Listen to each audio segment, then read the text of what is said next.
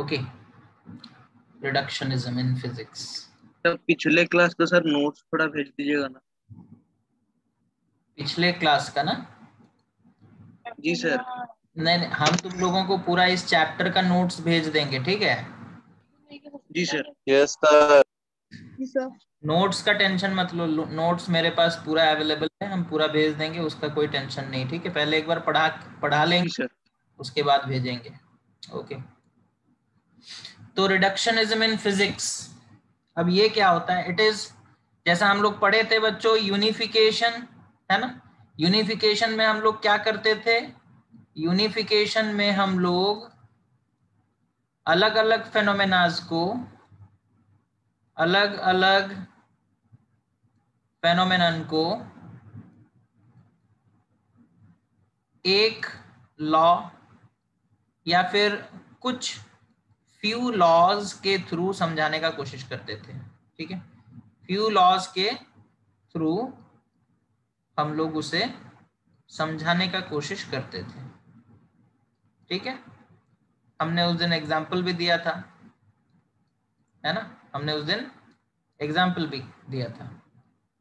Yes sir. अब reductionism क्या है देखो, रिडक्शनिज्म इन फिजिक्स, जैसे सपोज कर लो बच्चों, तुम्हें पता होगा कि जनरेटर जो है ये एक मशीन है। ओके, कैसा मशीन है ना? ये मैकेनिकल एनर्जी को इलेक्ट्रिकल एनर्जी में कन्वर्ट कर देता है, ठीक है? तुम देखते होगे गांव वगैरह में, विलेज एरियाज में और इवन टाउन में भी, शादी वगैरह में या फिर किसी फंक्शन में जनरेटर लगाया जाता है ना? Yes sir. जनरेटर क्या करता है? जी सर। जनरेटर हम लोगों को इलेक्ट्रिकल एनर्जी प्रोवाइड करता है, ठीक है? मैकेनिकल एनर्जी को इलेक्ट्रिकल एनर्जी में कन्वर्ट कर देता है, ठीक है? मैकेनिकल एनर्जी को इलेक्ट्रिकल एनर्जी में कन्वर्ट कर देता है। जानती हो ना प्रीति, जनरेटर क्या होता है? जी सर। ओके, अब सपोज कर लो जनरेटर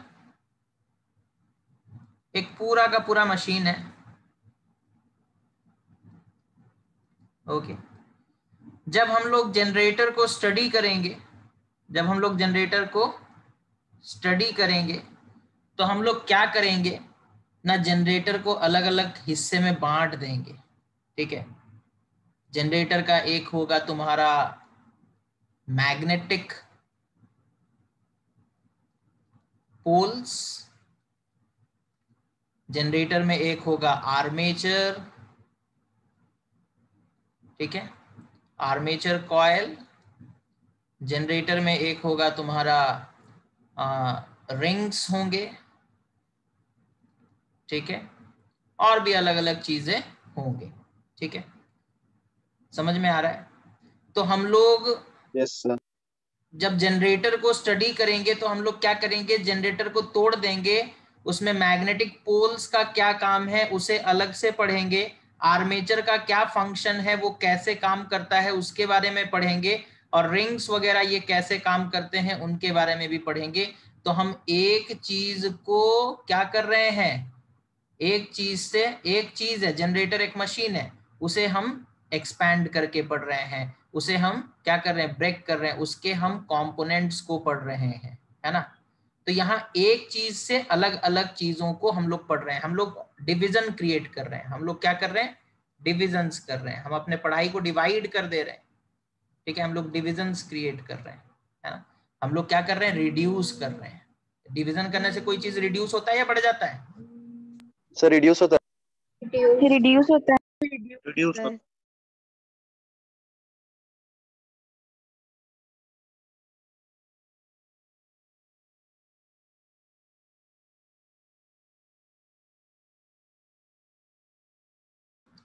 तो डिवीजन कर, जब हम लोग किसी चीज को करते हैं तो हम लोग एक्चुअली रिड्यूस कर देते हैं। तो हम लोग क्या कर रहे हैं ना? एक चीज को समझने के लिए हमें जनरेटर को अगर समझना है तो हमें मैग्नेटिज्म का वहां क्या काम है वो समझना पड़ेगा। जनरेटर को अगर हमें समझना है तो हमें आर्मेचर का क्या काम है वो हमें समझना पड़ेगा। जनरेटर को अगर हमें समझना है तो रिंग्स का क्या काम है वो हमें समझना पड़ेगा। इन सबको समझेंगे तब जाकर हम जनरेटर को पूरे तौर पे समझ पाएंगे, है ना। अगर हम तुम्हें बोलेंगे यस सर। तो वो जनरेटर है कैसे काम करता है देखो, तुम बोलोगे सर उसमें हम लोग डीजल डाले और वो इलेक्ट्रिसिटी प्रोड्यूस कर दिया।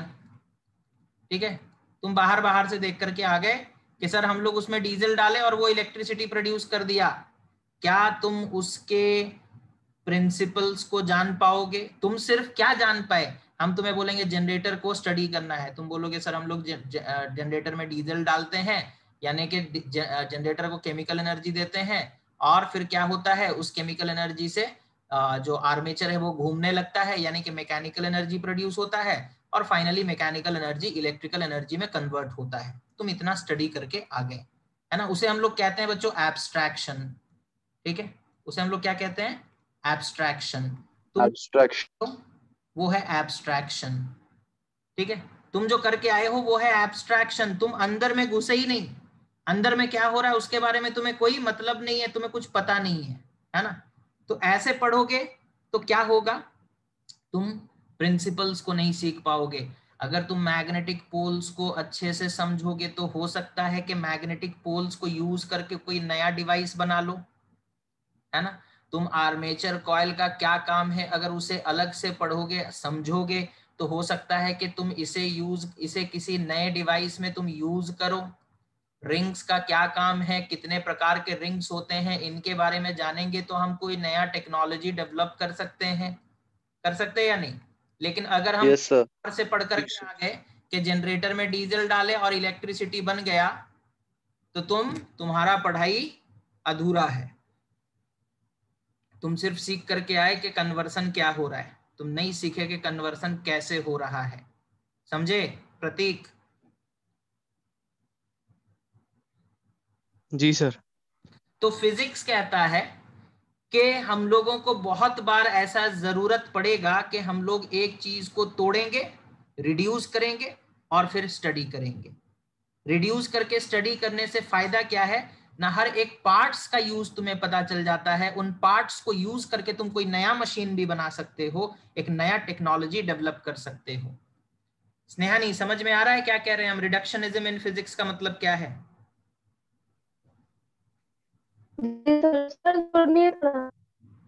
हाँ,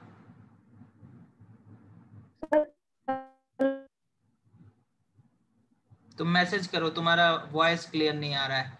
अध्याशा दड़ई तुम्हें समझ में आया? Yes sir. ओके, तो ये है रिडक्शनिज्म इन फिजिक्स। ओके, किसी भी चीज को हमें जब स्टडी करना होता है, जैसे कोई भी बहुत सारे इंस्ट्रूमेंट है बच्चों, जैसे मान लो हमारे पास एक टेलीस्कोप है, ठीक है। अब बाहर बाहर से देखोगे तो टेलीस्कोप में दो चीज होता है, एक होता है ऑब्जेक्टिव लेंस या ऑब्जेक्टिव पीस बोल सकते हैं और दूसरा होता है आई पीस, है ना। ऑब्जेक्टिव पीस होता है और आई पीस होता है। अब टेलीस्कोप इस तरीके का रहता है, हम तुम्हें बोलेंगे कि यहाँ जो जो वाला लेंस या मिरर ऑब्जेक्ट की तरफ है, इधर सपोज कर लो ऑब्जेक्ट है, मान लो एक स्टार है, ठीक है, इधर एक स्टार है, तो स्टार हमारा ऑब्जेक्ट हो गया। तो इधर जो लेंस लगाएं उसे ऑब्जेक्टिव लेंस बोले, और यहाँ पर जो यहाँ पर अब हम देखेंगे यानी कि हमारा आई यहाँ पर होगा, तो यहाँ जो लेंस लगाएंगे उसे आई पीस बोलेंगे, ठीक है। अब बन गया टेलीस्कोप, इतने में हो जाएगा? Yes sir. इतने में हो जाता तो फिर इतना हम लोग लेंस मेकर्स फॉर्मूला वगैरह वगैरह क्यों पढ़ते? तो बच्चों इतने में नहीं होता, तुम्हें जानना पड़ेगा कि यहाँ जो लेंस यूज करोगे, है ना, उसका फोकल लेंथ कैसा कितना होना चाहिए, है ना, और इस लेंस के बीच का डिस्टेंस कितना रखेंगे, है ना, ये जो लेंस होगा इसका एपरेचर कैसा होगा, है ना, इसका फोकल लेंथ कितना होगा, इन सारे चीजों के बारे में पढ़ेंगे तभी जाकर हम जान पाएंगे कि टेलीस्कोप बनाते कैसे हैं, है ना। अदरवाइज एक टेलीस्कोप तो बन गया, ठीक है, तुम्हें नहीं पता चल पाया कि ऑब्जेक्टिव लेंस का काम क्या है और आई पीस का काम क्या है, तो फिर तो तुम दोबारा क्या करोगे, जब डुप्लीकेट बनाओगे तो इसी का डुप्लीकेट बनाओगे, नए तरह का मतलब नए टाइप का टेलीस्कोप नहीं बना पाओगे, है ना। तो हमें सीखना क्या है, हमें जानना है कि ये ऑब्जेक्टिव पीस इसका काम क्या है, ये कैसे काम करता है, इसमें क्या चेंजेस करेंगे तो हमारे टेलीस्कोप में क्या चेंजेस आ जाएंगे। ओके, समझ में आ रहा है। तो टेलीस्कोप एक मशीन हो गया, एक इंस्ट्रूमेंट हो गया और एक डिवाइस हो गया, उसे यूज करेंगे हम लोग और हम लोग जानेंगे, उसे ब्रेक कर देंगे। ठीक है स्नेहानी, आई गॉट योर मैसेज। उधर बारिश हो रहा है तो तुम्हारा नेटवर्क ठीक से नहीं आ रहा है, ठीक है। ओके, हम रिकॉर्डिंग सेंड कर देंगे, डोंट वरी। समझ में आ रहा है। तो रिडक्शनिज्म क्या है, अब टेलीस्कोप को समझना है तो ऑब्जेक्टिव का काम समझो, आई पीस का काम समझो, उसका जो स्ट्रक्चर है वो कितना बड़ा होना चाहिए, कितना पतला होना चाहिए, ये सारा चीज पढ़ना पड़ता है। समझ में आ रहा है बच्चों? Yes sir. Yes, sir. Yes sir. Yes, sir. Okay, उसके बाद ये हो गया रिडक्शनिज्म इन फिजिक्स। ओके, उसके बाद scope of physics, scope of physics.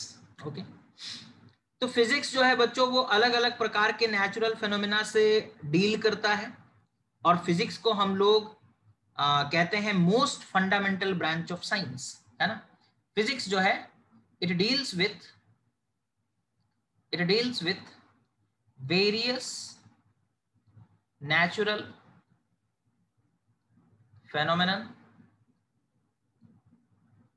Okay, physics को हम लोग क्या कहते हैं ना, most fundamental branch of science, most fundamental branch of science. ठीक है, इसे किंग ऑफ साइंस भी कहा जाता है, ठीक है। एंड क्वीन ऑफ साइंस कौन है?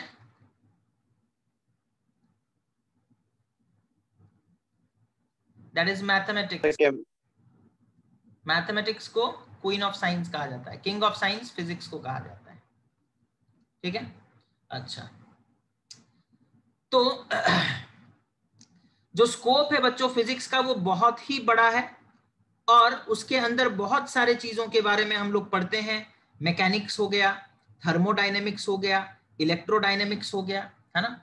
हम लोग फिजिक्स के अंदर में बहुत सारे ब्रांचेस के बारे में पढ़ते हैं। हम लोग मैकेनिक्स के बारे में पढ़ते हैं, ठीक है। हम लोग थर्मोडायनेमिक्स के बारे में पढ़ते हैं, ठीक है। हम लोग थर्मोडायनेमिक्स के बारे में पढ़ते हैं, हम लोग इलेक्ट्रोडायनेमिक्स के बारे में पढ़ते हैं, ठीक है, इलेक्ट्रोडायनेमिक्स। ओके, उसके बाद हम लोग एकॉस्टिक साउंड या फिर एकॉस्टिक बोल सकते हो, साउंड और एकॉस्टिक्स। ओके, इसके बारे में हम लोग पढ़ते हैं।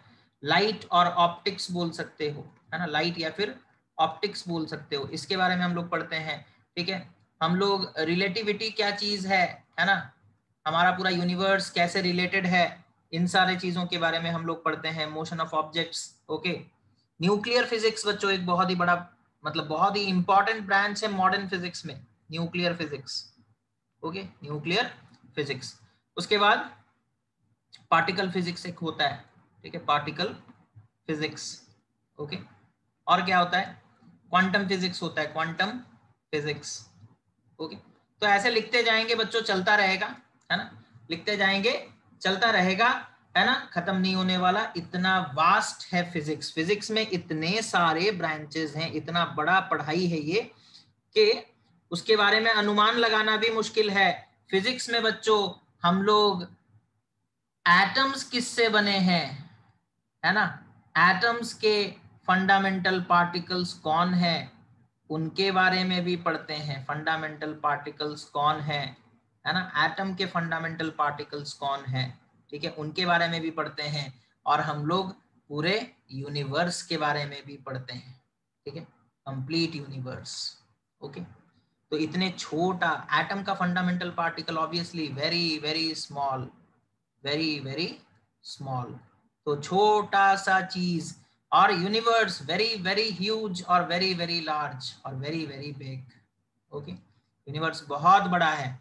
तो फिजिक्स में छोटे से छोटा चीज के बारे में भी पढ़ाई होता है और बड़े से बड़े चीज के बारे में भी पढ़ाई होता है। समझ में आ रहा है?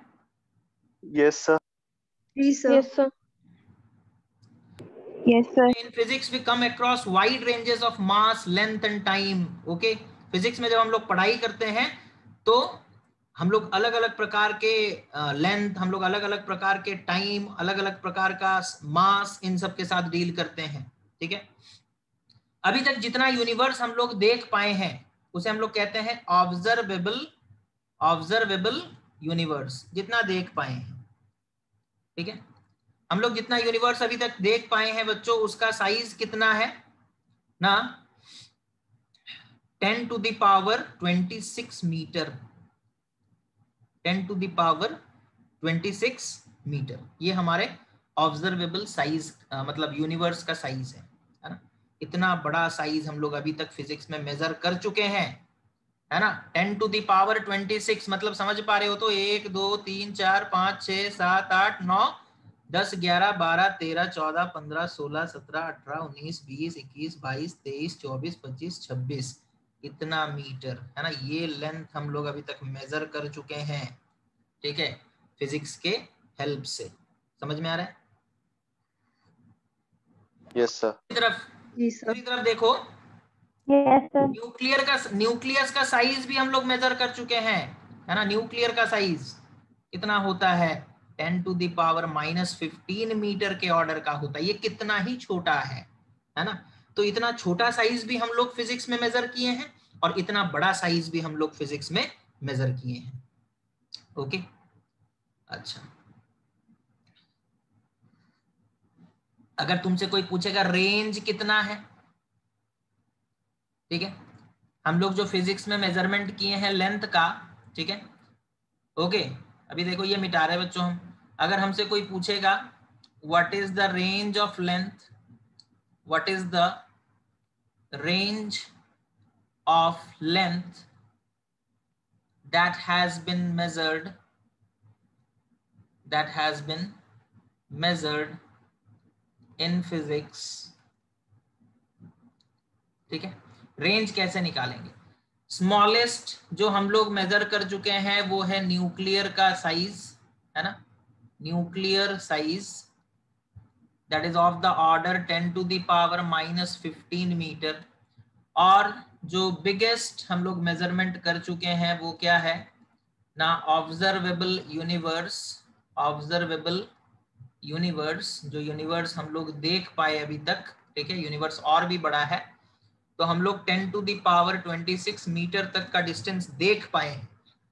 तो रेंज क्या हो जाएगा, 10 to the power -15 से लेकर के 10 to the power -15 से लेकर के 10 to the power 26, है ना। 10 to the power -15 से लेकर के 10 to the power what 26, extreme के बीच में 10 to the power कितना हो जाएगा बच्चों, 26 + 15 दैट इज 41 मीटर, 41।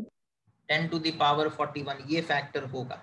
ओके, दोनों एक्सट्रीम के बीच का गैप कितना है, ओके, दोनों एक्सट्रीम, ये स्मॉलेस्ट और ये बिगेस्ट, इन दोनों के बीच का गैप 10 to the power 41 है, 10 to the power 41 है। उसी तरीके से बच्चों फिजिक्स में हम लोग मेजर कर चुके थे मास ऑफ एन इलेक्ट्रॉन। हाँ बोलो सर, ये और भी तो हो सकता है अगर हम एक्स्ट्रा मेजर मतलब एक्स्ट्रा कुछ फाइंड आउट करें। हाँ, ऑब्वियसली साइंस का खूबी यही है कि साइंस कभी भी एंड नहीं होता, वो चलता रहता है, रिसर्च चलता रहता है, नया नया चीज पता चलता रहता है और चेंजेस आते रहते हैं। ठीक है, यस सर। हाँ, अभी तक इतना हो पाया है। ठीक है, ओके, ये तो हो गया लेंथ के बारे में बात हो गया, है ना। इतना लेंथ हम लोग मेजर कर चुके हैं। ठीक है, उसके बाद मास के बारे में बात करते हैं। ठीक है, मास के बारे में बात करते हैं। तो हम लोगों ने एक इलेक्ट्रॉन का मास मेजर किया है। इलेक्ट्रॉन का मास 9.1 × 10 to the power -31 kg, इतना है। 10 to the है या नहीं? हाँ सर हाँ जी यस सर। सर इतना है। ओके, अब इसे राउंड ऑफ करके हम लगभग 10 अगर मान लेते हैं तो इसका ऑर्डर कितना निकल जाएगा? 10 टू द पावर -30 kg। ठीक है, ये 9.1 को एक पल के लिए मान लो कि ये 10 है, 10 टू द पावर 1, तो 10 to the power 1 into 10 to the power -31, तो ये 10 ऑर्डर कितना आएगा इसका? 10 टू द पावर -30 kg। -30 और पूरे यूनिवर्स का मास कितना है? पूरे यूनिवर्स का मास कितना है? पूरे यूनिवर्स का मास है 10 टू द पावर 55 kg। ठीक है, पूरे यूनिवर्स का मास कितना है बच्चों? 10 टू द पावर 55 kg। तो रेंज कितना हो जाएगा? रेंज हो जाएगा 10 टू द पावर -30 kg से लेकर के 10 टू द पावर 55 kg। इस रेंज में हम लोगों ने मेजरमेंट कर लिया है। ओके, जिसका फैक्टर गैप कितना है यहां से यहां तक? ना 10 टू द पावर 85 kg का गैप है। समझ में आ रहा है बच्चों क्या मेजरमेंट हो रहा है फिजिक्स में? जी सर। Yes, sir. ओके, अच्छा।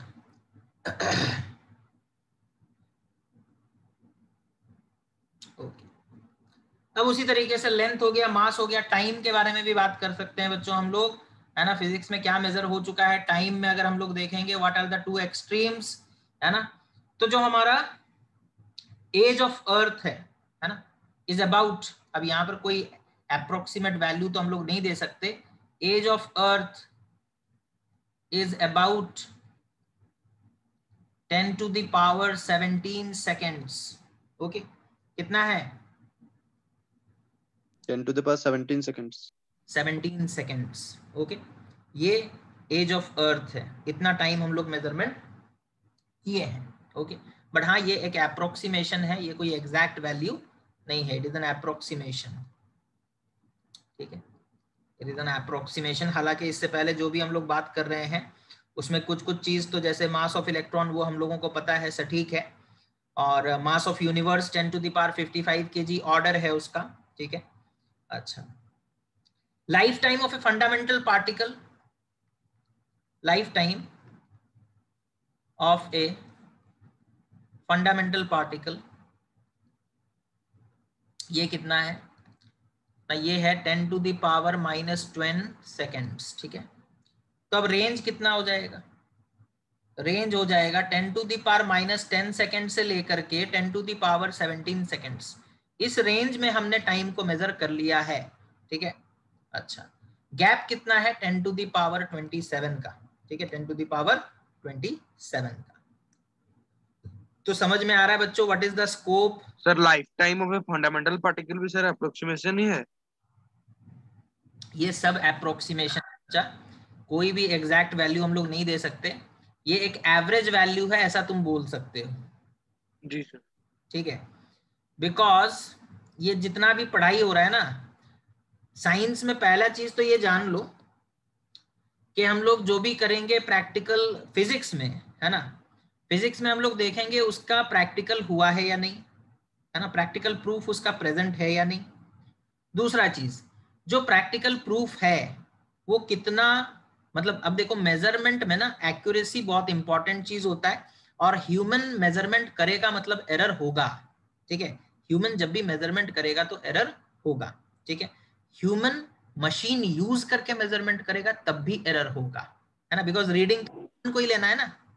तो ये जितना भी वैल्यू है हम लोग इसे अप्रोक्सीमेट वैल्यू बोल सकते हैं, एग्जैक्ट वैल्यू नहीं बोल सकते, बिकॉज एरर तो होंगे। जी सर। ओके, तो इतना समझ में आ गया। अब yes sir. Yes, sir. Yes, sir. उसके बाद देखो फिजिक्स, टेक्नोलॉजी एंड सोसाइटी। ठीक है, फिजिक्स क्या रोल प्ले करता है टेक्नोलॉजी में और सोसाइटी में उसका क्या इम्पैक्ट होता है। ठीक है, तो बच्चों हम लोग सबको पता है जिस किसी सोसाइटी में साइंस बहुत ज्यादा डेवलप हो जाता है वहां टेक्नोलॉजी भी उतना डेवलप हो जाता है। फॉर एग्जांपल जैसे हम लोग बोलेंगे जापान, है ना, जापान में साइंस बहुत ज्यादा डेवलप है। ठीक है, साइंस बहुत ज्यादा डेवलप्ड है, ठीक है, साइंस बहुत ज्यादा डेवलप्ड है, और उसी वजह से वहां का टेक्नोलॉजी भी डेवलप्ड है ना, उसी वजह से वहां का टेक्नोलॉजी भी डेवलप्ड है।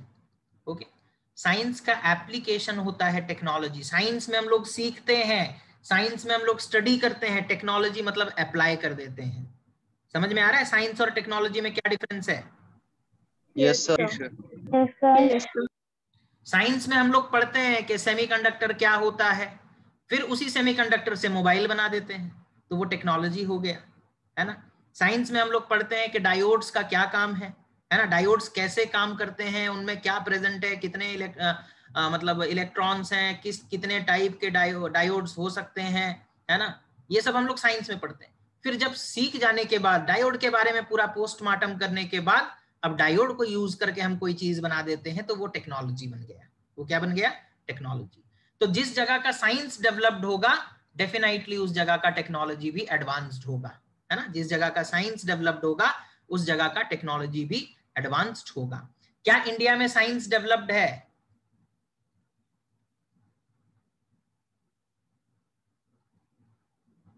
अरे बोलो। Sir Not average completely developed. Okay, sir आज कंपेयर टू फॉरेन कंट्रीज उतना क्या नहीं। वो डेवलपिंग है? हाँ, developing country. Developing. Yes India sir. में साइंस डेवलपिंग है, अच्छा ठीक है चलो, बट क्या इंडिया के लोगों का साइंटिफिक टेम्परामेंट है? नहीं। Absolutely no. No. No, never. Never मत बोलो रे, आगे चलकर हो सकता है। इंडिया के लोगों में साइंटिफिक टेम्परामेंट नहीं है। एक छोटा सा एग्जांपल देते, ये कोई मतलब शर्म की बात नहीं है, ये तुम्हारे घर में भी होता है, हमारे घर में भी होता है, सबके घर में होता है ना। बेटा क्या पढ़ेगा ना, बेटा साइंस पढ़ेगा, ठीक है, बेटा क्या पढ़ेगा? बेटा साइंस पढ़ेगा, ठीक है, बेटा हो या बेटी हो, क्या पढ़ेगा या क्या पढ़ेगी ना, साइंस पढ़ेगी, ठीक है। चलो साइंस पढ़ेगी, क्यों? साइंस को वो लोग बहुत अच्छा समझते हैं, मतलब माँ बाप जो है वो लोग सोचते हैं बेटा और बेटी साइंस ही पढ़ेगा, ठीक है। वही माँ बाप, कोरोना आता है ना, तो थाली लेकर पीटना स्टार्ट कर देते हैं, करते या नहीं करते हैं? जी सर। जी यस सर। सर। यस अभी जी बीच में, अभी Yes, 3 sir. दिन Right, पहले, sir. है ना, अगर न्यूज देखते होगे 3 दिन पहले गुजरात में, प्रत्युष देखे हो न्यूज? 3 दिन जी सर। गुजरात में एक इंसान उठा सो करके और बोला मैंने एक सपना देखा कि इस मंदिर में जाकर के पानी चढ़ाने से कोरोना खत्म हो जाएगा, मंदिर में जाकर के पानी चढ़ाना है, ठीक है, ठीक है, और कोरोना खत्म, ओके, कोरोना खत्म हो जाएगा।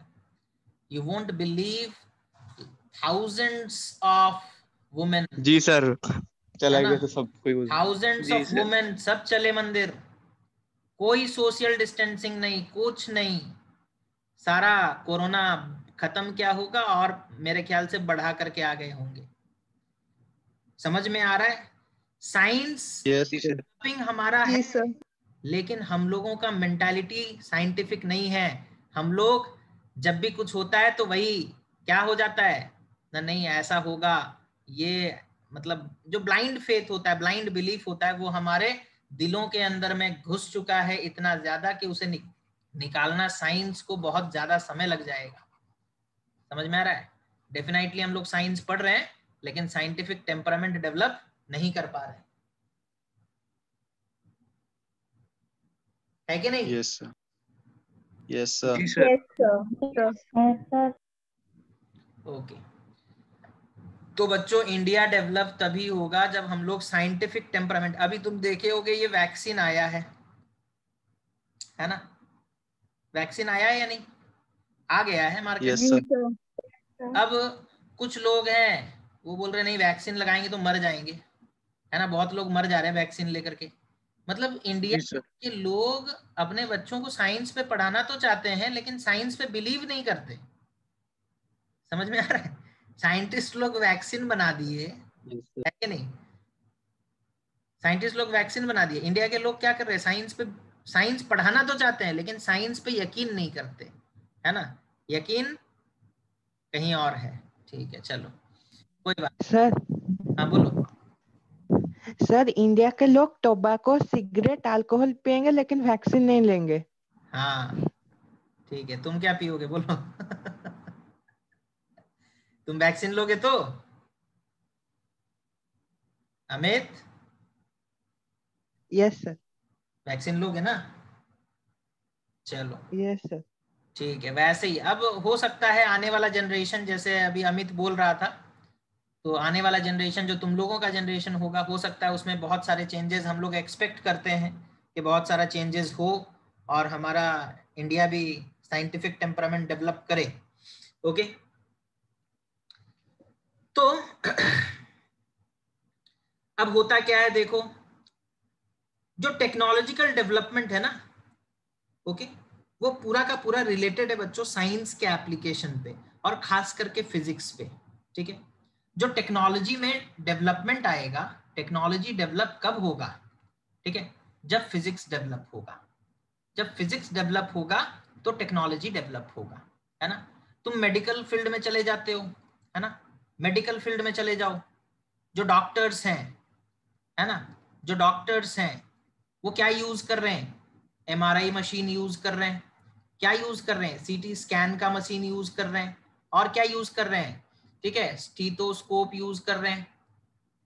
ठीक है, और क्या यूज कर रहे हैं? थर्मोमीटर यूज कर रहे हैं। करते हैं या नहीं? कभी देखते हो यस सर। जी सर। किसी डॉक्टर को देखो बिना स्टीथोस्कोप के आया हो तुम्हें टेस्ट करने? नहीं नहीं सर। सर। नहीं सर। ये MRI machine, CT scan, stethoscope, thermometer वगैरह वगैरह, ये सब फिजिक्स का ही देन है ना? ये सब फिजिक्स वाले बनाते हैं। ओके, तो फिजिक्स डेवलप होगा तो टेक्नोलॉजी में डेवलपमेंट आएगा, फिजिक्स डेवलप होगा तो टेक्नोलॉजी में डेवलपमेंट आएगा। और दूसरा चीज ये है, कभी कभी ऐसा भी होता है कि टेक्नोलॉजी डिमांड करता है और फिजिक्स काम करता है ना? हम लोग कहते हैं ना नीड, क्या कहते हैं? Need is the,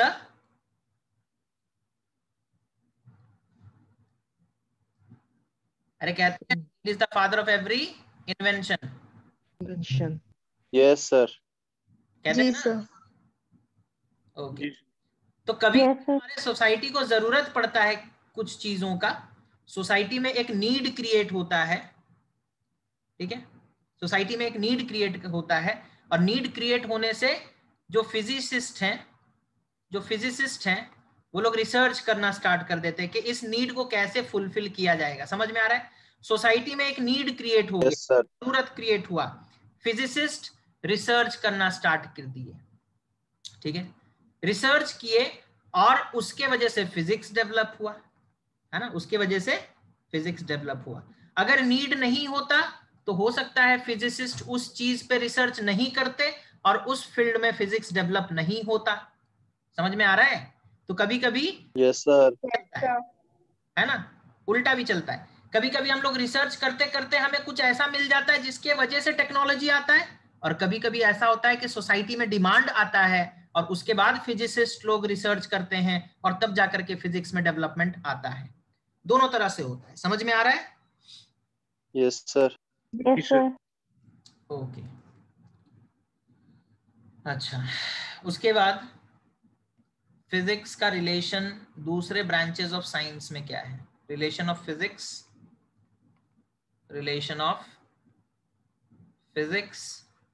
with other branches of science,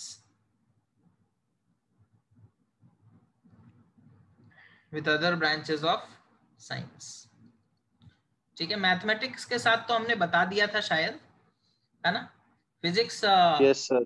और मैथमेटिक्स का रिलेशन कैसा है? The theories and concept of physics, जो मतलब जो थ्योरी होते हैं, जो कंसेप्ट होते हैं फिजिक्स का, वहीं से डेवलप होता है मैथमेटिकल टूल्स का। ओके, वहीं से डेवलपमेंट होता है मैथमेटिकल टूल्स का। तो फिजिक्स में जो थ्योरीज हैं, ठीक है। और जो कंसेप्ट्स हैं, theories and concepts, okay, leads to what? Leads to the development of various mathematical tools, leads to the development of various mathematical tools, okay, leads to the development of various mathematical tools। जैसे एक छोटा सा example हम देते हैं, हम लोग बच्चों पढ़ रहे थे, हम लोग पढ़ रहे थे कि ग्राफ अगर ऐसा है ना, ग्राफ अगर ऐसा है तो हम लोग किस तरीके से इस ग्राफ का, सपोज कर लो हम लोगों को एरिया निकालना है, एरिया अंडर द ग्राफ, ठीक है। हम लोग इंटीग्रेशन पढ़ चुके हैं, याद है ना? जी सर। इंटीग्रेशन एक मैथमेटिकल टूल है, ओके। कैसे, क्यों इंटीग्रेशन डेवलप हुआ ना? फिजिक्स में देखा गया कि मोशन वाला जब ग्राफ बनाया जा रहा था तो ऐसा ग्राफ आ रहा था, अब इस ग्राफ के अंडर का एरिया निकालना था, तो फिजिसिस्ट लोग सोचे कि हम लोग क्या करते हैं, छोटे छोटे टुकड़े में तोड़ देते हैं पूरे ग्राफ को और एरिया निकाल लेंगे और फिर बाद में सबको ऐड कर देंगे, है ना। तो फिजिसिस्ट ने थ्योरी दे दिया कि करना क्या है, उन्होंने कंसेप्ट लगा दिया, थ्योरी एंड कंसेप्ट फिजिक्स वाले ने दे दिया कि करना क्या है ना, करना यह है कि ग्राफ को हम लोग ब्रेक कर देंगे, ग्राफ को हम लोग ब्रेक करेंगे।